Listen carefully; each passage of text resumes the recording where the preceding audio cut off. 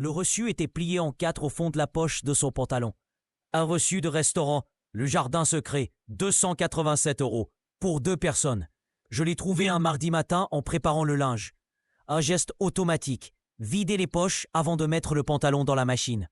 Quelque chose que je faisais depuis 10 ans de mariage. Mais ce reçu, ce restaurant, on n'y était jamais allé ensemble.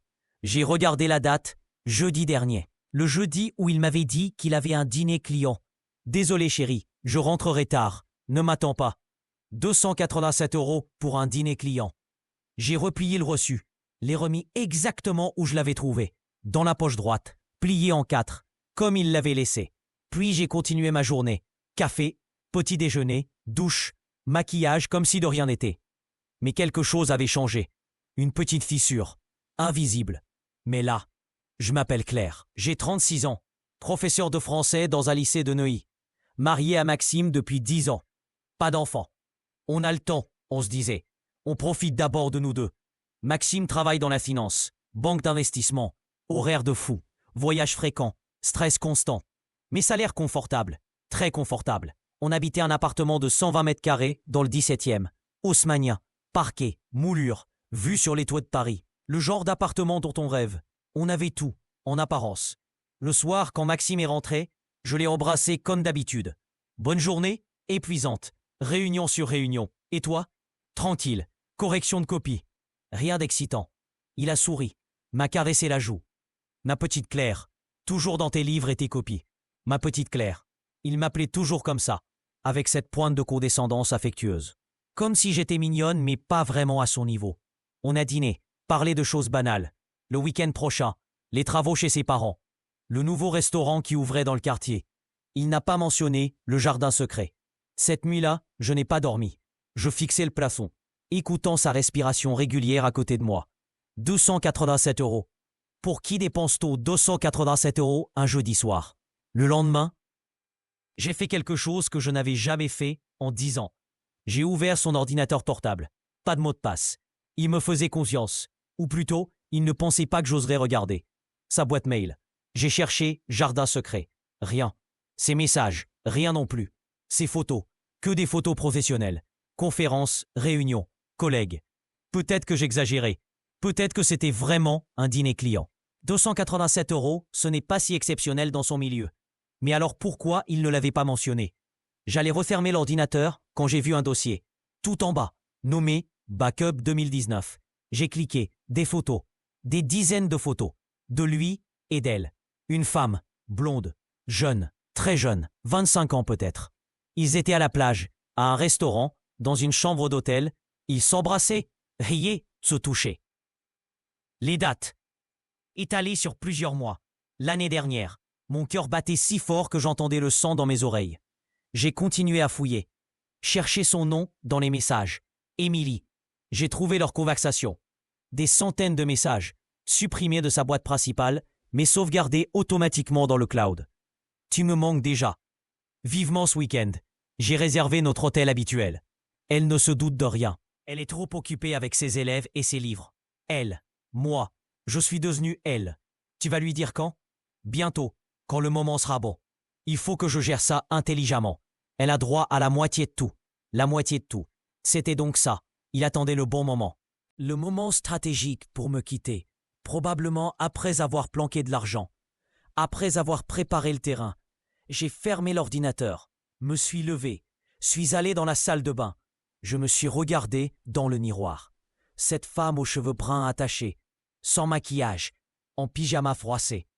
Cette femme qu'il appelait ma petite Claire. Cette femme qu'il trouvait naïve. Et j'ai souri, parce que j'avais compris quelque chose. Si je le confrontais maintenant, il nierait, ou il admettrait et précipiterait le divorce. Dans tous les cas, il aurait le temps de cacher son argent, de protéger ses actifs, de me baiser légalement. Non, s'il jouait la montre, moi aussi j'allais jouer, mais mieux. Ce matin-là, j'ai acheté un petit carnet, noir, discret, et j'ai commencé à écrire. Date, 3 mars 2021. Découverte, reçu restaurant, le Jardin Secret, 287 €. Date du 26 février. Dîner avec Émilie, prénom découvert via Backup Cloud. Relation extra-conjugale avérée. Photos et messages datant d'au moins 2020. Maxime planifie divorce, mais veut d'abord sécuriser ses actifs. Puis j'ai créé un nouveau compte Gmail. Adresse neutre, claire.documentation@gmail.com. J'ai transféré toutes les photos, tous les messages, tout. J'ai fait des captures d'écran, des PDF, des sauvegardes. Puis j'ai tout effacé de mes traces. Historique, cookies, tout. Et j'ai continué ma vie, comme si de rien n'était. Le soir, quand Maxime est rentré, je l'ai accueilli avec un sourire. Bonne journée? Horrible. Le marché est instable. Les clients sont nerveux. Pauvre chéri, j'ai préparé ton plat préféré. Bœuf bourguignon. Son visage s'est illuminé. T'es un amour. Qu'est-ce que je ferais sans toi? Sans moi? Bonne question. On a mangé de son travail, de ses collègues incompétents, de son patron exigeant. Pas un mot sur Émilie. Au fait, j'ai dit en servant le dessert. Le week-end prochain, tu es libre? Je crois que oui. Pourquoi? Je pensais qu'on pourrait aller à Deauville. Ça fait longtemps. Juste nous deux. Il a hésité. Une microseconde. Puis a souri. Bonne idée. Ça nous fera du bien. Mais j'avais vu l'hésitation. Il avait probablement prévu de voir Émilie ce week-end-là. Super, je vais réserver l'hôtel où on allait avant. Parfait. Cette nuit-là, pendant qu'il dormait, j'ai vérifié son téléphone. Code 1789. Notre année de rencontre. Il n'avait jamais changé. Parce qu'il ne pensait pas que j'oserais regarder. Message à Émilie, envoyé à 23h47, pendant que j'étais dans la salle de bain. Désolé bébé, impossible ce week-end. Claire veut qu'on parte à Deauville. Je peux pas refuser. Ça paraîtrait suspect. La semaine prochaine, Trony. Réponse d'Émilie, 23h51. Tu la quittes quand? J'en ai marre de me cacher. J'ai 26 ans, je veux vivre au grand jour. Bientôt. Je te l'ai dit. Juste quelques mois. Le temps de transférer discrètement de l'argent sur des comptes offshore. Si je demande le divorce maintenant, elle aura la moitié. Je vais lui donner 2 millions juste parce qu'elle a corrigé des copies pendant 10 ans. 2 millions. C'était donc ce que je valais. Ou plutôt, ce que je ne valais pas à ses yeux. J'ai pris des photos de l'écran avec mon propre téléphone. Les ai transférées sur mon compte Gmail secret. Puis j'ai effacé les photos de mon téléphone. Le week-end à Deauville a été parfait. En surface, on a marché sur la plage, mangé dans de bons restaurants, fait l'amour dans notre chambre d'hôtel avec vue sur mer. Il jouait le mari attentionné. Je jouais la femme heureuse et naïve. Mais à chaque moment, je prenais des notes mentales. Je documentais, j'enregistrais. Le dimanche soir, en rentrant, il a reçu un appel. A regarder l'écran. A décliné. Qui c'était? Le boulot. Ça peut attendre. Mensonge. C'était Émilie. Je l'avais vue avant qu'il ne décline. Cette nuit-là, j'ai ajouté dans mon carnet. Week-end Deauville. Maxime a décliné appel d'Émilie devant moi. Continue à mentir naturellement. Aucun remords apparent. Les semaines ont passé. Puis les mois. Je continuais à enseigner, à corriger des copies, à préparer mes cours. Mais j'avais une double vie maintenant.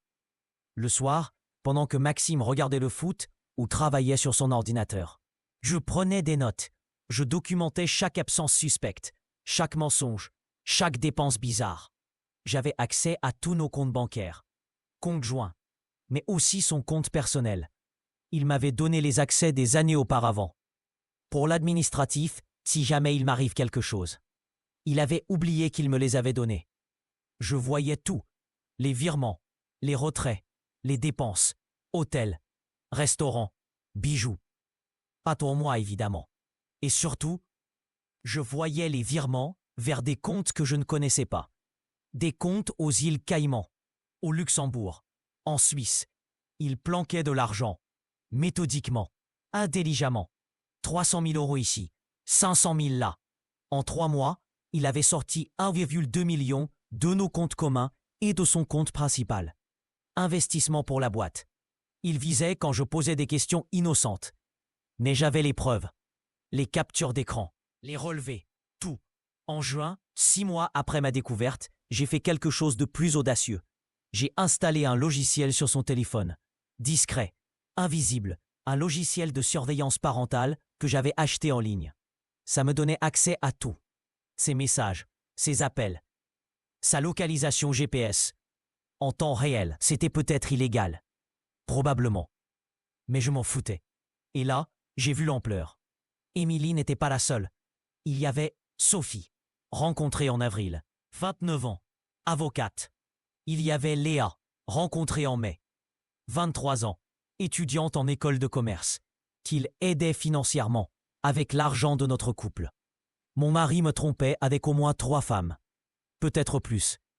Et il me prenait pour une idiote. Claire est tellement dans sa bulle. Elle remarque rien, c'est pratique au final. Message à Émilie, 15 juin. Ma femme, elle est gentille mais ennuyeuse. Pas comme toi. Message à Sophie, 3 juillet. J'ai tout sauvegardé, tout documenté, tout archivé. Mon dossier secret grossissait. Des centaines de pages, des milliers de preuves. En septembre, 1 an après ma découverte, quelque chose a changé. Maxime est devenu plus distant, plus froid, plus impatient. Tu pourrais pas faire attention à ta ligne? T'as pris du poids? Je n'avais pas pris 1 gramme. Tu pourrais t'habiller mieux. Tu fais vieille comme ça. J'avais 37 ans.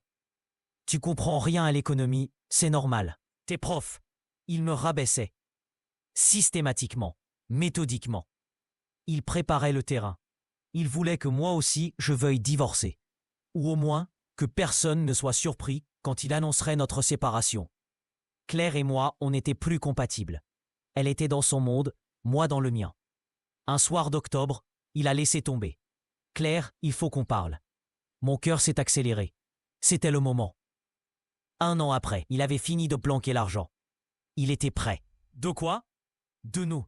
Je pense qu'on est plus heureux ensemble. J'ai fait semblant d'être surprise.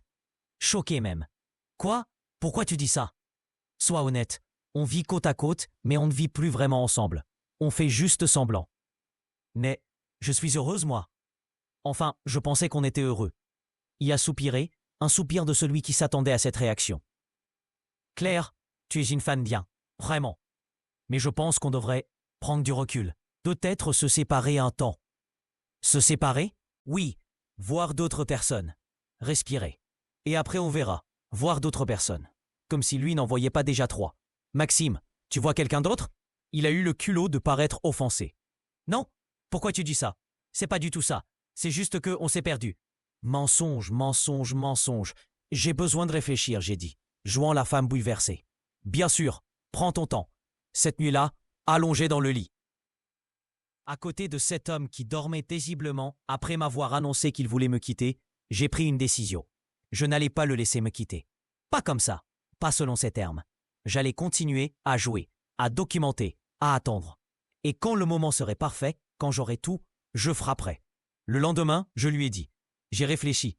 Je ne veux pas qu'on se sépare. Je t'aime. On peut faire un effort. Allez voir un thérapeute de couple. Essayez. Il a semblé déçu. Mais il ne pouvait pas refuser sans paraître être le méchant. D'accord. On peut essayer. On est allé voir une thérapeute. Madame Renaud. 2 fois par mois. Maxime jouait l'homme qui essayait de sauver son couple, qui faisait des efforts. Moi, je jouais la femme qui ne comprenait pas ce qui n'allait pas, qui voulait juste que ça redevienne comme avant. Et pendant ce temps, je continuais à tout enregistrer. Les séances de thérapie où il mentait. Les messages qu'il envoyait à ses maîtresses en sortant de chez la psy. Encore une séance de perdu. Elle veut pas comprendre. Tant pis, je vais devoir être plus direct. Plus direct. Ça voulait dire quoi? 2 semaines plus tard, j'ai compris. Il a trouvé un appartement. Pour lui. Puis pour prendre du recul. C'est la thérapeute qui le conseille. Un peu d'espace. Ça nous fera du bien. Mensonge. La thérapeute n'avait rien conseillé de tel. D'accord, j'ai dit. Si tu penses que c'est nécessaire. Il a emménagé dans un 3 pièces à Levallois. Moderne, design, cher, c'est temporaire, il disait. Mais Émilie avait les clés. Je le savais grâce au GPS. Elle y dormait 3 soirs par semaine. Pendant 1 an et demi, on a vécu cette mascarade. Lui officiellement en réflexion. Moi officiellement patiente et compréhensive. Mais en réalité, lui vivait avec sa maîtresse. Et moi je compilais des preuves. J'avais maintenant 3 ans de documentation. 3 ans de mensonges. 3 ans de trahison. 3 ans de manipulation. Et surtout, j'avais la preuve qu'il avait planqué 2,3 millions d'euros. Notre argent. Mon argent aussi. En mars 2024, 3 ans jour pour jour, après ma découverte du reçu, j'ai fait quelque chose que je planifiais depuis des mois. J'ai pris rendez-vous avec le meilleur avocat de divorce de Paris, Maître Delacroix, réputation féroce, taux de réussite de 97%. Madame Mercier, elle m'a accueilli dans son bureau luxueux. Que puis-je faire pour vous? J'ai posé sur son bureau 3 classeurs. Épais, organisés, étiquetés. Je veux divorcer de mon mari. Et je veux tout. Elle a ouvert le premier classeur, a commencé à lire. Ses yeux se sont écarquillés. C'est extraordinairement bien documenté. J'ai pris mon temps. Elle a continué à feuilleter. Les photos, les messages, les relevés bancaires, les preuves de dissimulation d'actifs. Madame Mercier, avec un dossier pareil, vous n'allez pas juste gagner. Vous allez l'anéantir. J'ai souri. C'est l'idée. Maître Delacroix a passé 2 heures à examiner mon dossier. Chaque page, chaque preuve, chaque détail. Vous avez documenté les adultères multiples, les dissimulations d'actifs, les manipulations psychologiques, les mensonges sous serment potentiel. Madame Mercier, votre mari va perdre bien plus que la moitié de ses biens. Combien? Avec les fautes graves avérées et la dissimulation d'actifs, il pourrait perdre 70-80% de tout, plus des dommages et intérêts pour préjudice moral. On parle de plusieurs millions d'euros. Plusieurs millions. L'argent qu'il essayait de me voler depuis 3 ans. Il y a aussi un risque pénal, elle a continué. La dissimulation d'actifs lors d'une procédure de divorce, c'est de l'organisation frauduleuse d'insolvabilité. Il pourrait aller en prison. Prison. Je n'y avais même pas pensé. Qu'est-ce qu'on fait maintenant? On prépare l'attaque et on frappe fort.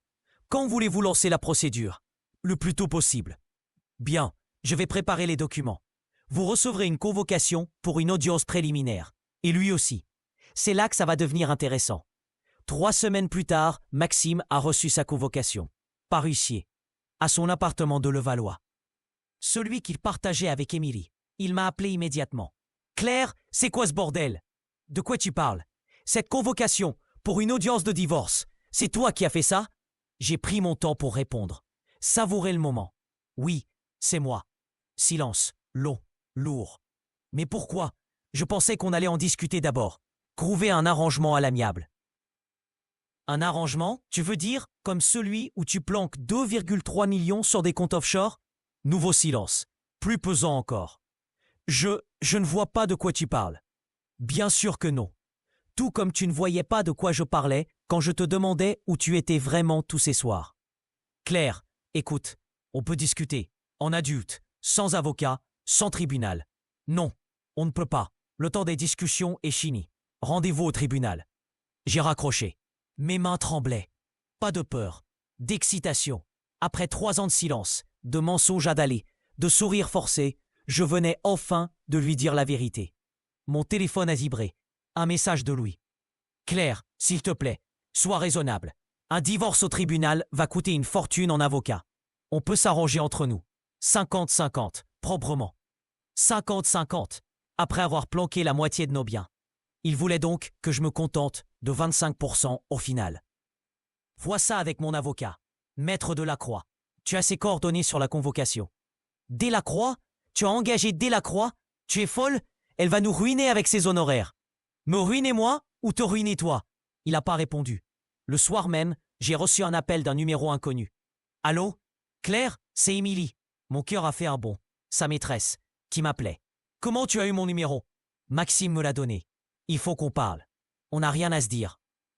Si, écoute, je sais que tu es en colère. Je comprends. Mais Maxime et moi, on s'aime vraiment. Il voulait te le dire depuis longtemps, mais tu t'accrochais. Tu refusais de le laisser partir. Je refusais de le laisser partir. La version qu'il lui racontait donc. Émilie, c'est ça? Tu as quel âge? 28 ans. Pourquoi? Parce que tu es assez vieille pour savoir qu'un homme marié qui te dit qu'il va quitter sa femme ment. Il ne mentait pas, il m'aime. Ou veut se marier. Se marier? Intéressant. Il t'a dit quand exactement? Il a dit qu'après le divorce. Après le divorce, bien sûr. Et il t'a parlé de Sophie? Et de Léa?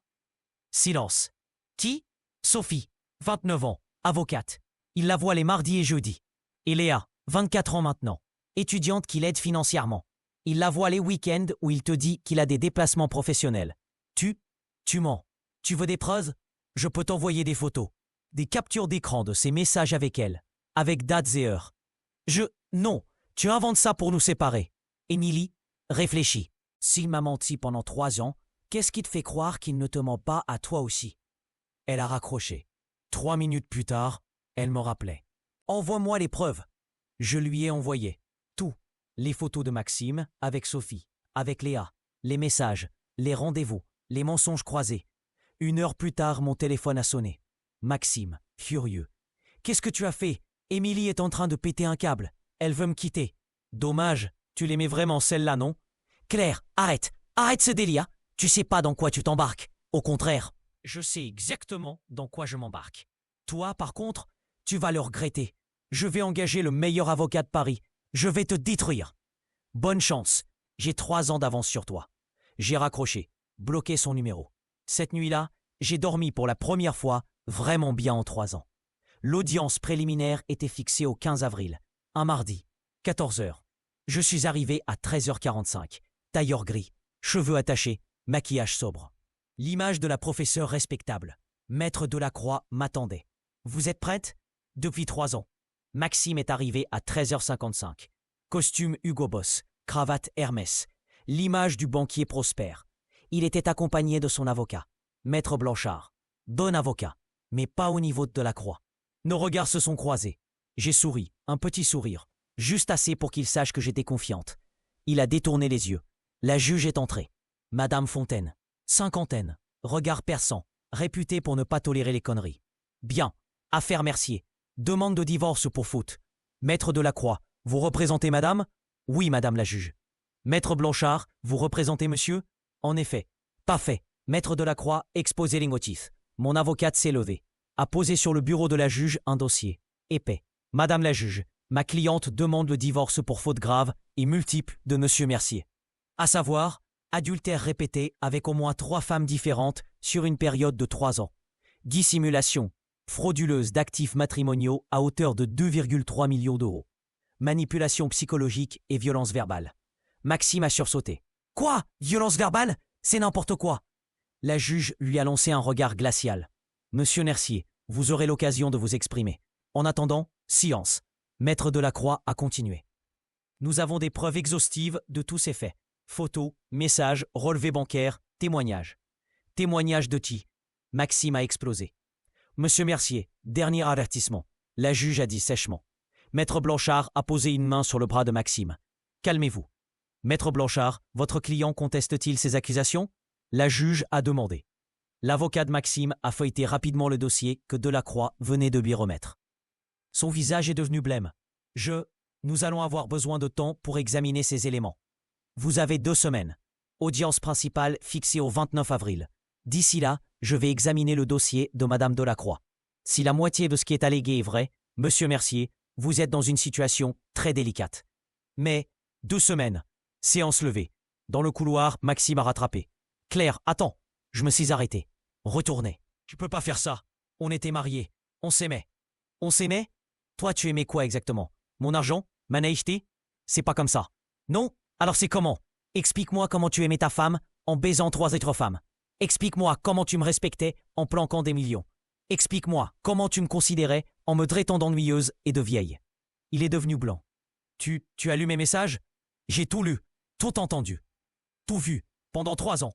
3 ans? Oui, depuis le reçu du jardin secret. Le procifait. Comment tu l'as laissé dans la poche de ton pantalon? Celui du premier dîner avec Émilie. 287 €. Tu te souviens? Il a titubé. Littéralement. S'est appuyé contre le mur. 3 ans. Tu savais depuis 3 ans? Tu continuais à me mentir, à me sous-estimer, à penser que j'étais trop bête pour comprendre. Trop occupé avec mes copies. Trop naïve. Claire. Quoi? Tu es désolé? Tu ne voulais pas me faire de mal? C'était un accident de coucher avec 3 femmes pendant 3 ans? Non. Mais on peut trouver un arrangement. Je te donne 60% de tout, on évite le tribunal, on évite le scandale. 60% de ce qui reste après que tu aies planqué 2,3 millions? Non merci. 70% alors. 75%. Tout ce que tu veux. Je veux ce que la justice décidera. Et je veux que tout le monde sache qui tu es vraiment. Tu vas détruire ma réputation, ma carrière. Tu as détruit mon mariage, ma confiance, 3 ans de ma vie. Claire, s'il te plaît, Maître Delacroix m'a rejointe. Madame Mercier, on y va? Je me suis tourné vers elle. Oui, j'ai laissé Maxime dans le couloir, seul, détruit. En sortant du tribunal, Maître Delacroix m'a dit. Son avocat va lui conseiller de négocier.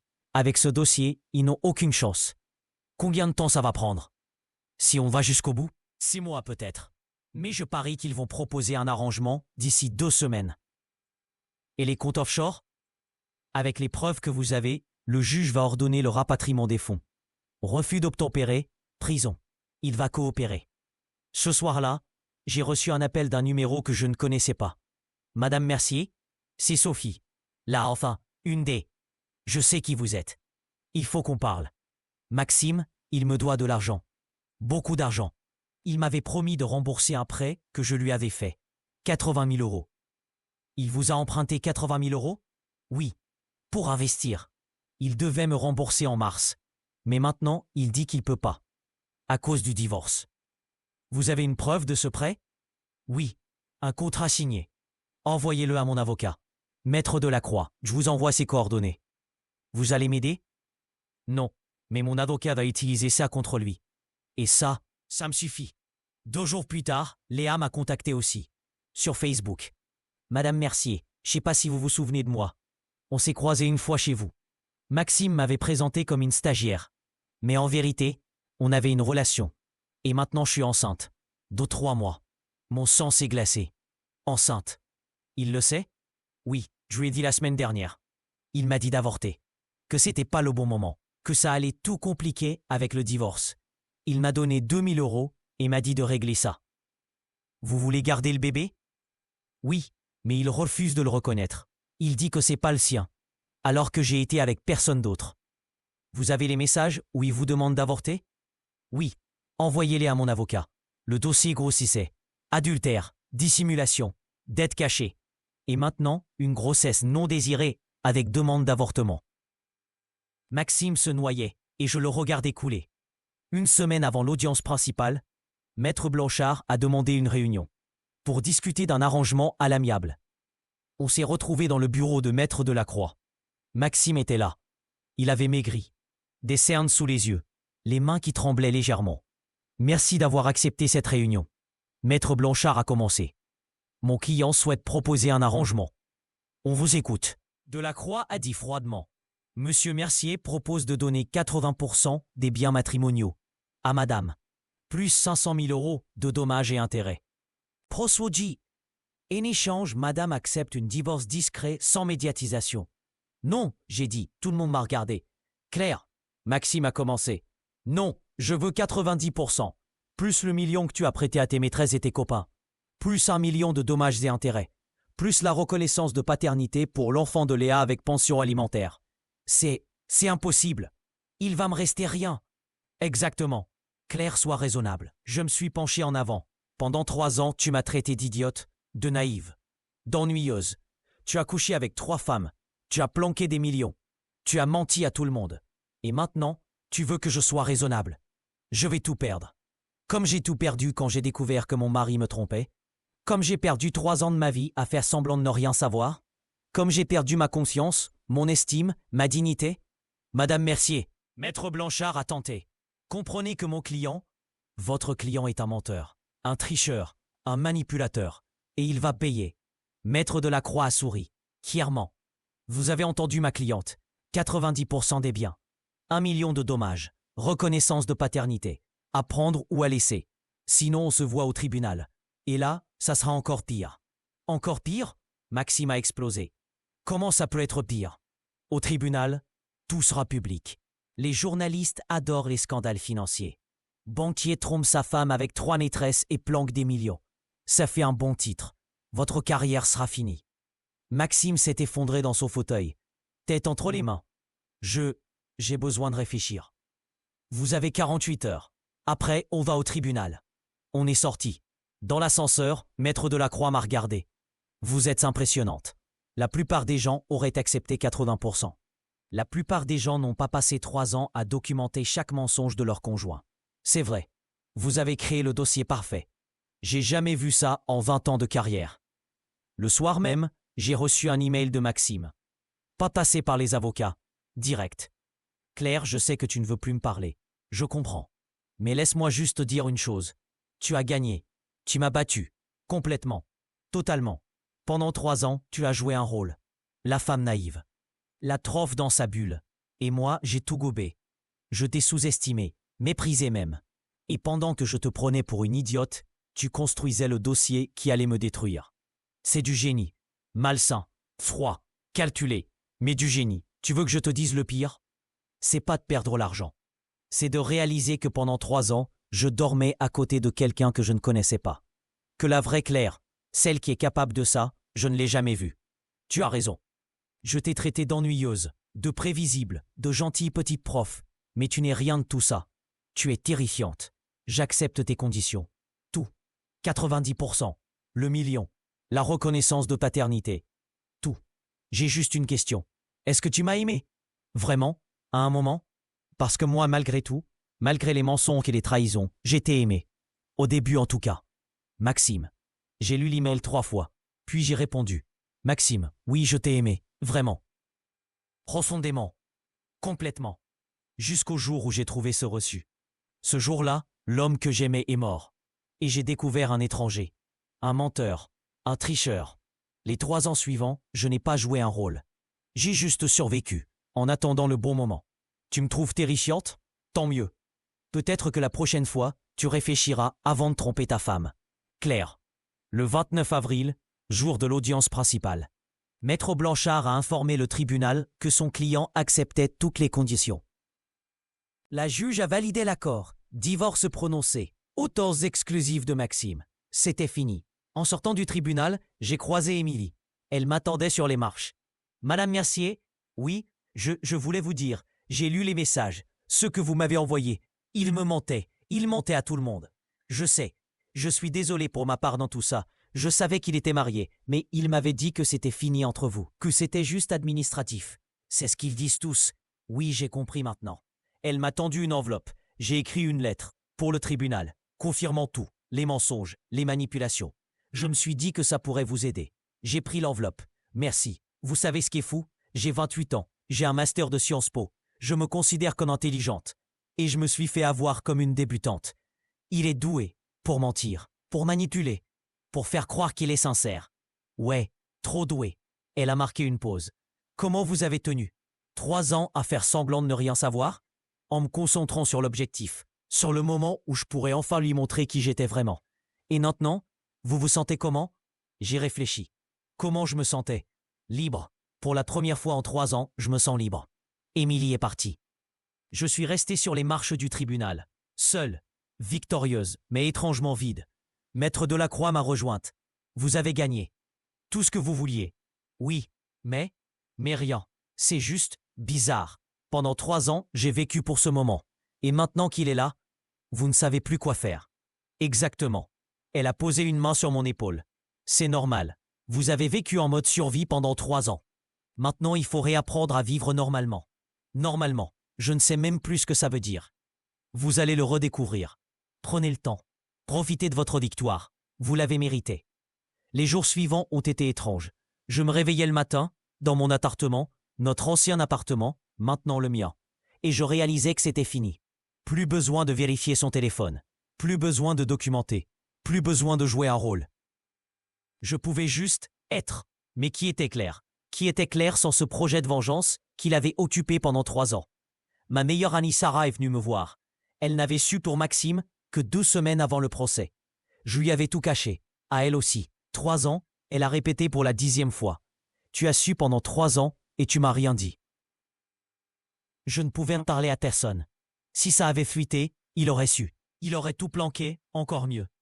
Mais Claire, vivre avec ça pendant 3 ans, le voir tous les jours, faire semblant, c'était nécessaire. C'était horrible. Comment tu as tenu? J'ai haussé les épaules. La colère, la détermination, le désir de justice. Tu ne l'aimais plus du tout, même un peu? La question m'a frappé. Est-ce que je l'aimais encore? Non. L'amour est mort le jour où j'ai lu ses messages, quand j'ai vu comment il parlait de moi. Comment il me méprisait. L'amour ne survit pas à ça. Et maintenant, tu vas faire quoi? Je ne sais pas. Vivre, je suppose. Le transfert des fonds a pris 6 semaines. Maxime a dû rapatrier l'argent des comptes offshore. 2,3 millions sont revenus sur le compte de la succession. Plus son épargne. Plus la vente de l'appartement de Levallois. Au total, j'ai reçu 4,2 millions d'euros. Plus qu'assez pour vivre confortablement le reste de ma vie. Mais l'argent ne comblait pas le vide. Un soir de juin, 2 mois après le divorce, j'ai reçu un appel d'un numéro masqué. Allô, Claire? C'est Maxime.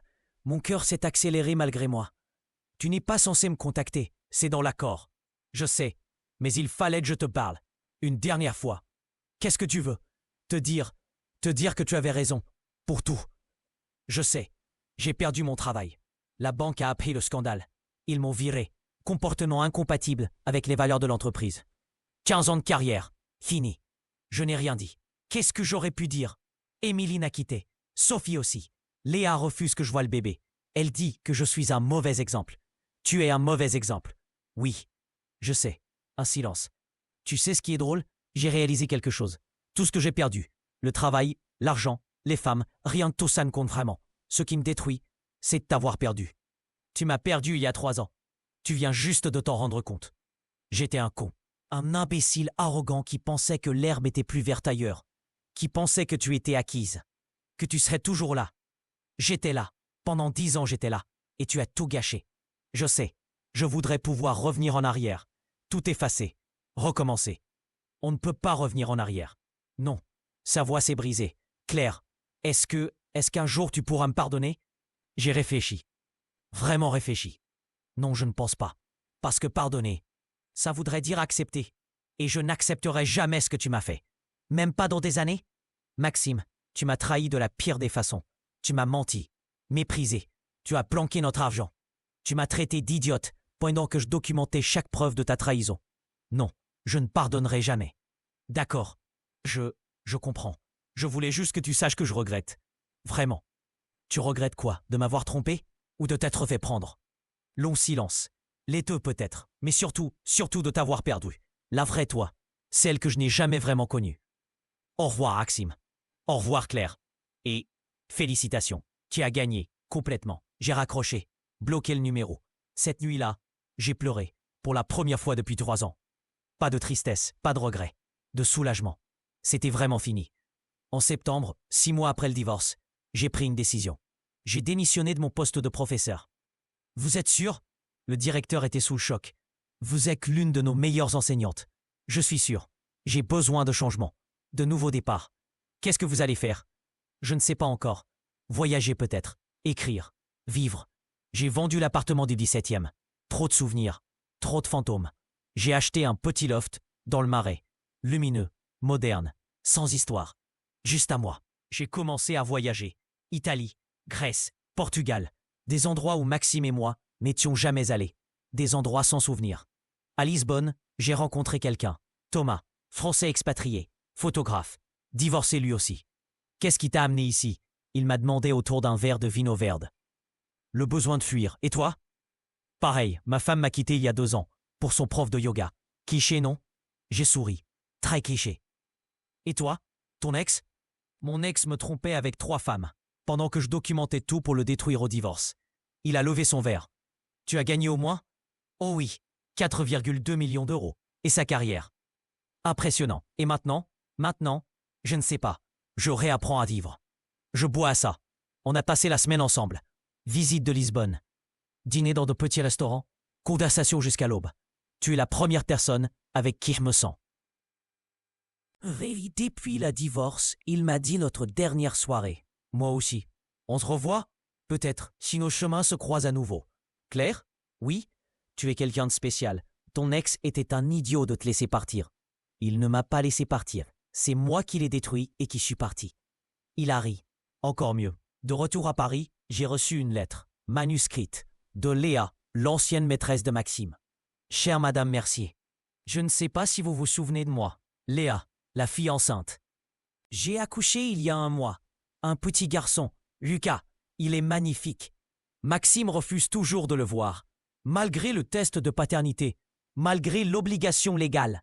Je ne vous écris pas pour vous demander de l'aide. Vous avez déjà fait assez en le forçant à me reconnaître. Je voulais juste vous dire merci.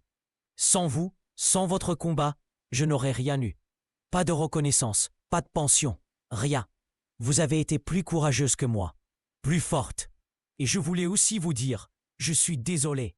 J'étais jeune, naïve. Il m'a raconté des histoires. Que vous étiez séparés, que le divorce était en cours, que vous étiez d'accord. J'aurais dû me méfier. J'aurais dû poser des questions. Maintenant j'ai un fils, et un jour je devrais lui expliquer qui est son père. Un homme qui ment, qui trompe, qui fuit ses responsabilités. J'espère que vous avez trouvé la paix. Vous la méritez. Léa, j'ai relu la lettre plusieurs fois.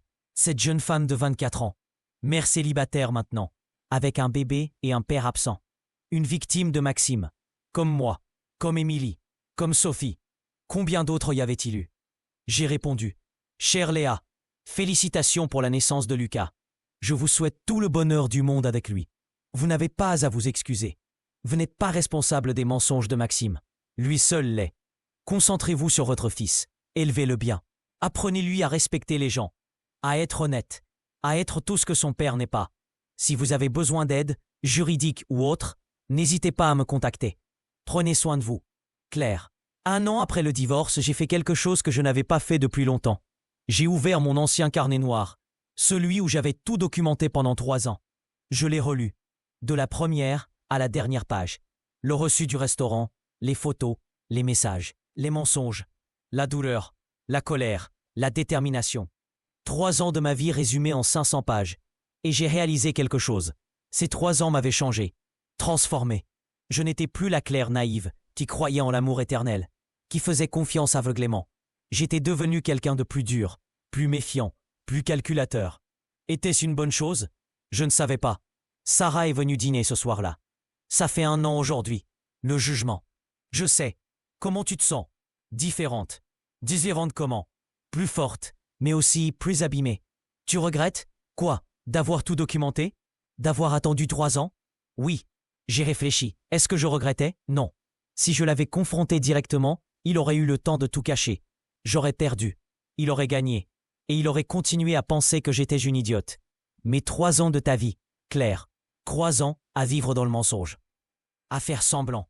3 ans d'investissement pour le détruire. Ça valait le coup. Tu parles comme lui. Comme un banquier. Investissement. Retour sur investissement. Ça m'a frappé. Elle avait raison. J'avais commencé à penser comme Maxime. Froid. Calculateur. Stratégique. Merde. Quoi?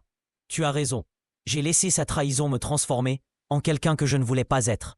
Pas complètement. Tu es toujours toi. Juste une version plus méfiante. Je n'aime pas cette version. Alors change. Tu as gagné. Tu as eu ta revanche. Maintenant vis. Comment? Recommence à faire confiance, petit à petit. Pas tout de suite, pas à tout le monde. Mais essaye. Thomas, le photographe de Lisbonne, m'a recontacté en novembre. Je suis de retour à Paris pour 1 mois. Exposition photo. Tu es libre pour dîner? J'ai hésité. Longtemps. Ma première impulsion était de refuser. De rester dans ma bulle protectrice. Mais la voix de Sarah résonnait. Recommence à faire confiance. Oui, avec plaisir. On s'est retrouvés dans un bistrot du Marais.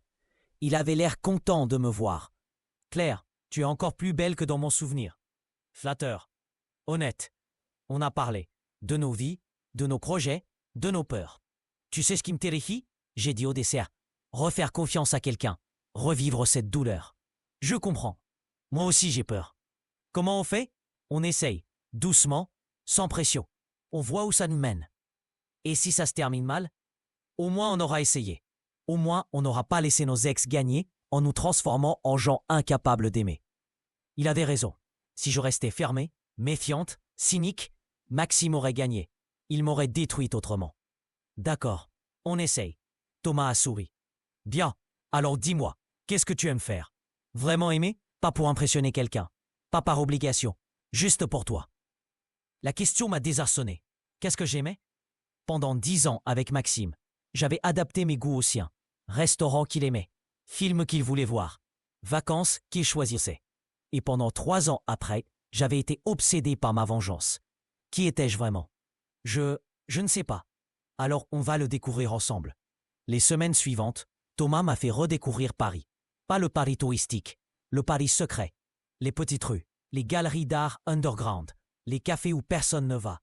Comment tu connais tous ces endroits? J'ai demandé. Photographe, tu te rappelles? Je passe ma vie à chercher des lieux uniques. Il m'a appris à voir différemment, à regarder les détails, la lumière, les ombres. Prends une photo de quelque chose qui te représente Il m'a dit un après-midi au jardin du Luxembourg. J'ai regardé autour de moi. Qu'est-ce qui me représentait? Mon regard s'est posé sur un arbre. Vieux, tordu, abîmé par le temps, mais toujours debout, toujours vivant, avec des feuilles nouvelles qui poussaient. J'ai pris la photo. Pourquoi cet arbre? Thomas a demandé. Parce qu'il a survécu à la tempête, au temps, aux blessures. Et il continue à vivre, à grandir. Il m'a regardé, vraiment regardé. Tu es incroyable, Claire. Tu le sais? Non, je suis juste survivante. C'est la même chose. En décembre, presque 2 ans après ma découverte du reçu, j'ai reçu un dernier message de Maxime. Claire, je vais partir, quitter la France, recommencer ailleurs. Dubaï probablement. Nouveau travail, nouvelle vie. Avant de partir, je voulais te dire quelque chose. Tu m'as détruit, professionnellement, financièrement, socialement, et tu avais raison de le faire. Je méritais tout.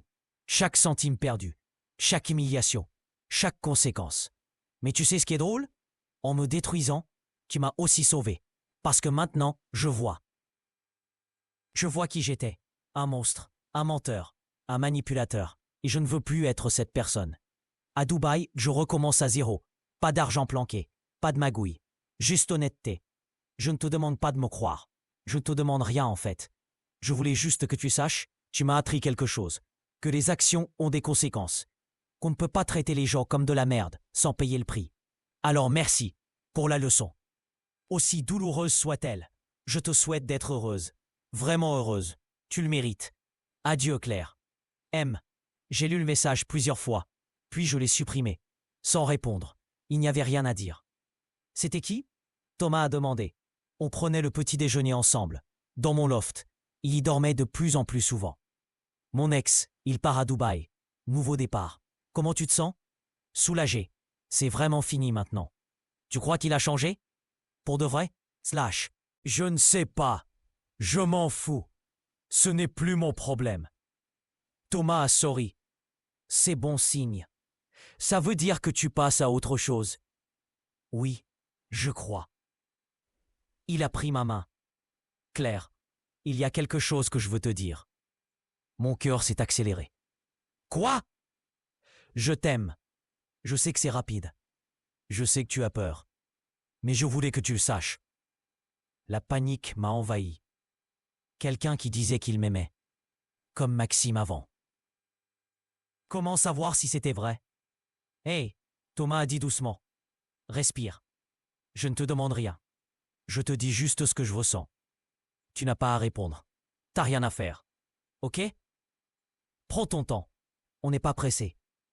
J'ai regardé cet homme, doux, patient, honnête, si différent de Maxime. Thomas? Oui? Merci de ne pas être pressé. De me laisser me reconstruire. C'est normal, reconstruction. Ça prend du temps. Et je suis prêt à attendre. Cette nuit-là, j'ai fait un rêve. Je marchais sur une route. Derrière moi un feu. Énorme, dévorant. Mon ancienne vie qui brûlait. Devant moi, une route. Longue, incertaine, mais claire, dégagée. Et je marchais, sans me retourner. Quand je me suis réveillé, Thomas dormait à côté de moi. Paisiblement. Et pour la première fois depuis 3 ans, j'ai ressenti quelque chose que je croyais perdu. De l'espoir. Février 2025. 2 ans après ma découverte. 1 an après le divorce. J'étais au vernissage de l'exposition de Thomas. Une galerie chic dans le 6e. Du monde, des critiques, des acheteurs. Et parmi ces photos, une série intitulée « Renaissance ». Des portraits de moi. Sur 2 ans. De la femme brisée à la femme reconstruite. On voyait l'évolution. Dans mes yeux, dans mon sourire, dans ma posture. C'est incroyable, une journaliste d'art m'a dit. On voit toute l'histoire juste dans votre regard. La douleur, la force, la renaissance. C'est le talent de Thomas. Il capture l'invisible. Vous êtes ensemble? Oui, depuis 8 mois. Vous avez l'air heureuse. Je le suis, et c'était vrai. Pour la première fois depuis des années, j'étais vraiment heureuse. Pas de la joie vengeresse d'avoir détruit Maxime. Pas de la satisfaction froide d'avoir gagné au tribunal. Une vraie joie. Simple. profonde, de vivre sans mensonge, sans arrière-pensée, sans peur. Puis je l'ai vu, au fond de la galerie, regardant les photos. De moi. Maxime. Mon cœur s'est arrêté. Qu'est-ce qu'il faisait là? Il était censé être à Dubaï. Il m'a vu. Nos regards se sont croisés. Il s'est approché, lentement, comme s'il avait peur que je disparaisse. Claire. Maxime, je croyais que tu étais parti. Je pars demain, mais j'ai vu l'annonce de l'expo dans Le Monde. Renaissance par Thomas Mercier. J'ai reconnu ton nom. Je devais voir. Il regardait les photos. Son visage passait par toutes les émotions. C'est toi, sur toutes ces photos? Oui. Tu es radieuse. Un silence lourd s'est installé. Autour de nous, les gens parlaient, riaient, vivaient, mais nous on était dans une bulle. Tu as recommencé? Tu as trouvé quelqu'un? Oui. C'est lui, le photographe? Oui. Il a hoché la tête. Ses yeux étaient rouges, comme s'il n'avait pas dormi depuis des jours. Il a de la chance. C'est moi qui ai de la chance. Non, c'est lui, parce qu'il a la vraie Claire. Celle que je n'ai jamais vraiment vue. Celle qui était cachée derrière la prof douce et naïve. Je n'étais pas caché. Tu ne regardais juste pas. Tu as raison. Il a regardé une photo. Moi en train de rire. Prise au Portugal. Tu sais ce qui me tue? Sur toutes ces photos, tu as un regard que je ne t'ai jamais vu. Pas une fois en 10 ans. Quel regard? Libre. Vraiment libre. Thomas nous a rejoints. Il a vu Maxime. A compris immédiatement. Tu dois être l'ex-mari. Maxime. Il a tendu la main. Thomas l'a serré, brièvement. Tes photos sont magnifiques, Maxime a dit. Tu as capturé quelque chose que j'ai raté pendant 10 ans. Quoi? Qui elle est vraiment? Thomas a passé un bras autour de ma taille. Un geste protecteur, mais pas possessif. Claire m'a raconté votre histoire. Ce que tu lui as fait. Je sais, j'étais un monstre. Oui, tu l'étais. J'ai commencé. Non, il a raison, Maxime a coupé. J'étais un monstre. Un menteur. Un tricheur. Et elle m'a détruit pour ça. Comme je le méritais. Il m'a regardé. Vraiment regardé. Tu sais ce qui est drôle? J'ai tout perdu. L'argent, le travail, la réputation. Et tu sais quand j'ai vraiment réalisé ce que j'avais fait? Quand? Ce soir. En voyant ces photos. En voyant à quel point tu es heureuse maintenant. Sans moi. Ses yeux se sont remplis de larmes. J'ai passé 10 ans avec toi. 10 ans. Et j'ai jamais vu ce regard. Celui sur ces photos. Parce que je ne te rendais pas heureuse. Je t'étouffais. Je te diminuais. Maxime. Non, laisse-moi finir. Il faut que je dise ça. Il a respiré profondément. Tu as gagné, Claire. Mais pas juste au tribunal. Pas juste financièrement. Tu as gagné en trouvant le bonheur. Le vrai. Celui que je ne t'ai jamais donné. Une larme a coulé sur sa joue. Il ne l'a pas essuyée. Et moi, je vais partir à Dubaï. Je vais recommencer. Mais je sais que je ne trouverai jamais ce qu'on avait. Parce qu'on n'avait rien en fait. C'était juste moi qui prenais et toi qui donnais. C'est pas si simple, j'ai dit doucement. Si, c'est exactement ça. Il a regardé Thomas. Prends soin d'elle. Vraiment soin. Pas comme moi. Je compte bien. Maxime a hoché la tête. S'est retourné pour partir. Tu sais t'arrêter. Claire? Une dernière question. Oui? Le reçu, du jardin secret. Tu l'as vraiment trouvé par hasard? Ou tu cherchais déjà quelque chose? J'ai souri. Par hasard, je préparais le linge. C'était dans ta poche. Et si tu l'avais pas trouvé? Si j'avais été plus prudent? Tu aurais continué à mentir. Et moi, j'aurais continué à croire. Jusqu'au jour où tu aurais décidé de partir. En ayant tout planqué. Oui, c'était le plan. Il a secoué la tête. Un reçu. Un putain de reçu oublié dans une poche. C'est ça qui a tout déclenché. Non, c'est pas le reçu qui a tout déclenché. C'est tes choix, tes mensonges. Le reçu m'a ouvert les yeux. Tu as raison. Il a marqué une pause. Tu sais ce que j'aurais dû faire? Ce soir-là, au jardin secret avec Émilie? Quoi? Rentrer chez moi. Chez nous. Te dire que j'avais rencontré quelqu'un. Que j'étais confus. Que notre couple allait mal. Être honnête. Pour une fois. Oui, c'est ce que tu aurais dû faire. Mais j'étais lâche. Je voulais tout. Toi et elle. La sécurité et l'excitation. l'argent protégé et les aventures. Et maintenant, tu n'as rien. Non, maintenant j'ai la vérité. Et c'est déjà beaucoup. Il est parti. Pour de vrai cette fois. Je l'ai regardé traverser la galerie, sortir dans la nuit parisienne et disparaître. Ça va? Thomas a demandé.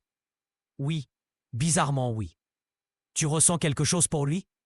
De la pitié, c'est tout. Et même pas beaucoup. Tu ne regrettes rien? Les 3 ans?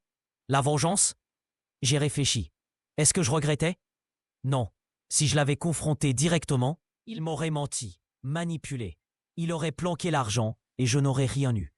Les 3 ans ont été nécessaires. Mais ils t'ont changé? Oui. Mais pas que en mal.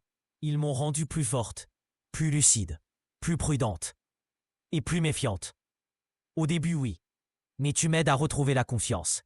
Doucement. Il m'a embrassé, devant tout le monde. Pas un baiser passionné. Juste doux. Tendre. Vrai.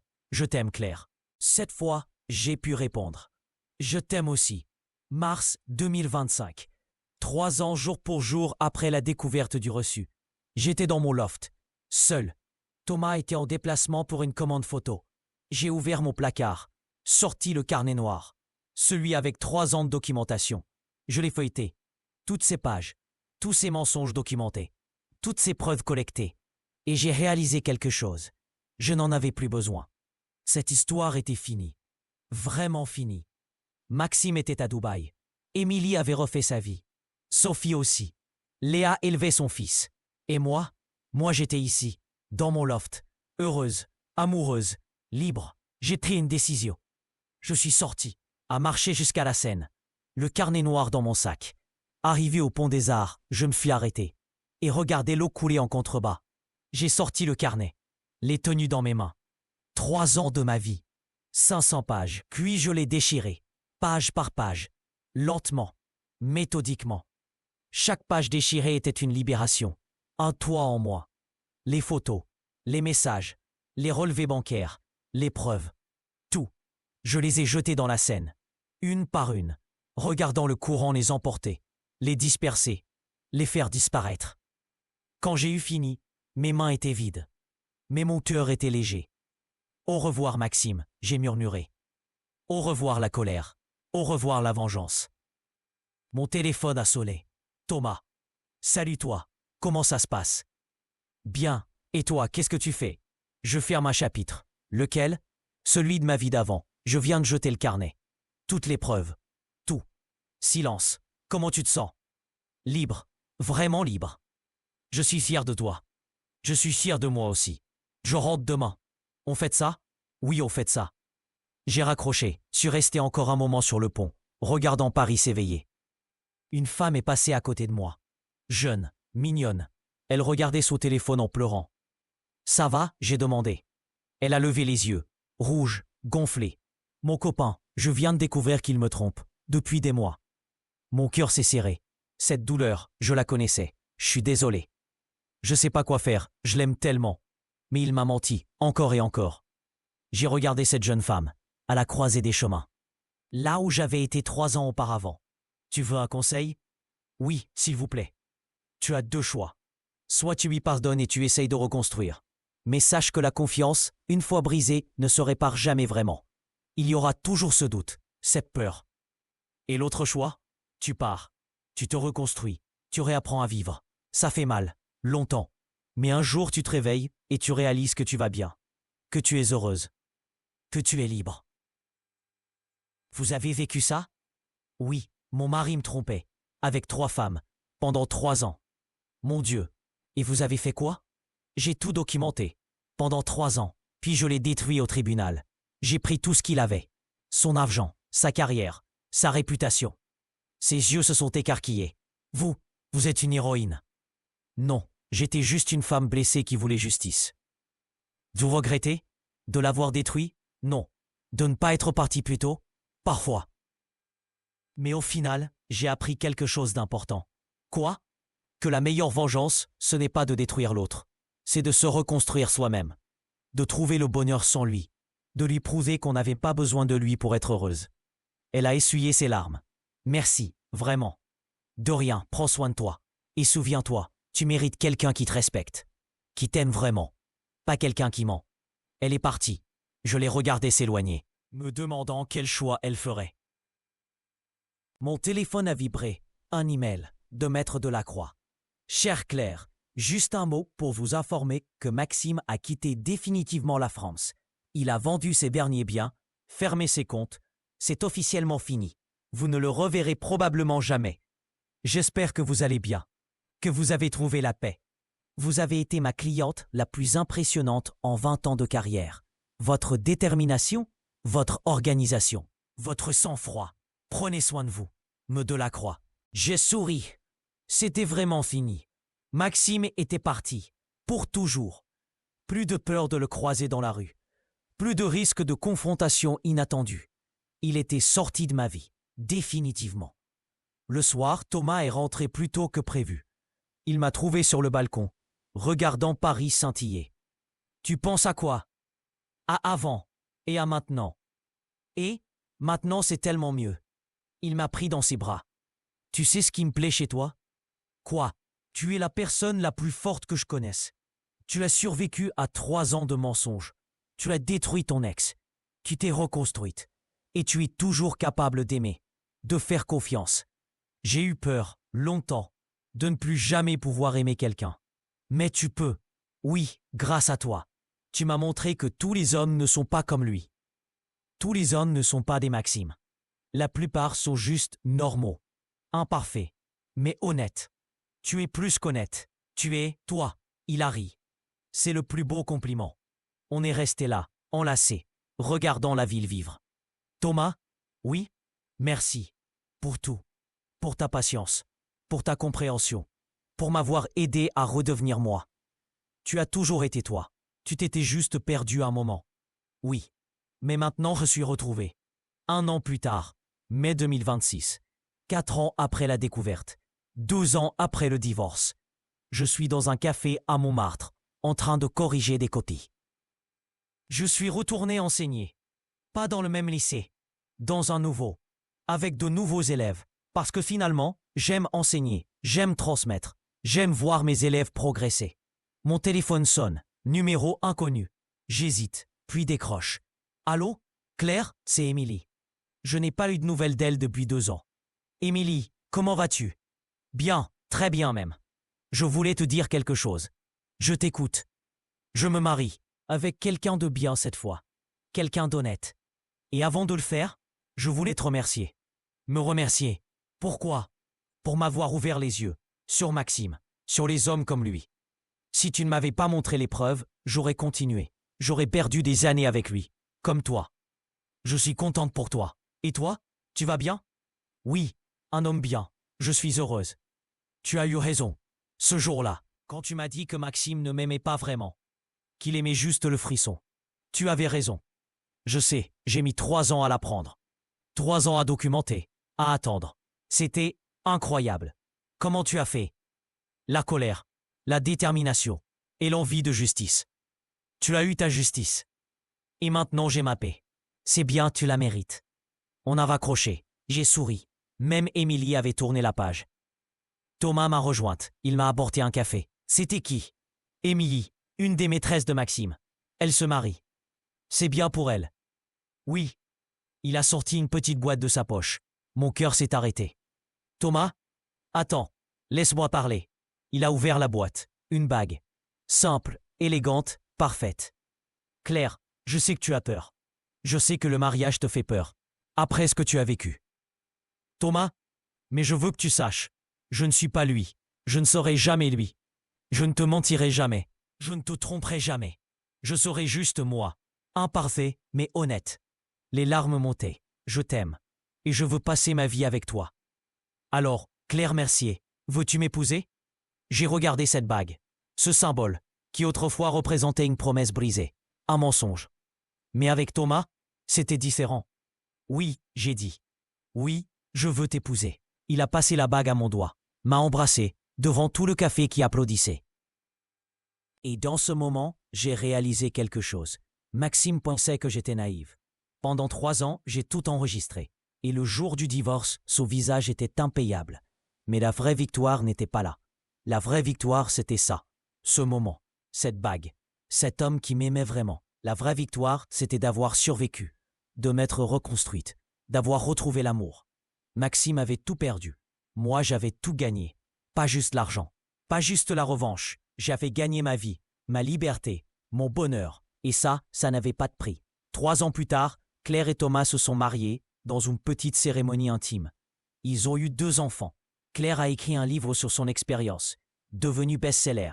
Maxime est resté à Dubaï, s'est remarié, a divorcé à nouveau. Il n'a jamais retrouvé ce qu'il avait perdu. Émilie est heureuse avec son mari. Léa élève son fils, qui ne verra jamais son père. Sophie a créé sa propre entreprise et est célibataire par choix. Et Claire est devenue la femme qu'elle était censée être. Forte, libre, heureuse, sans regret.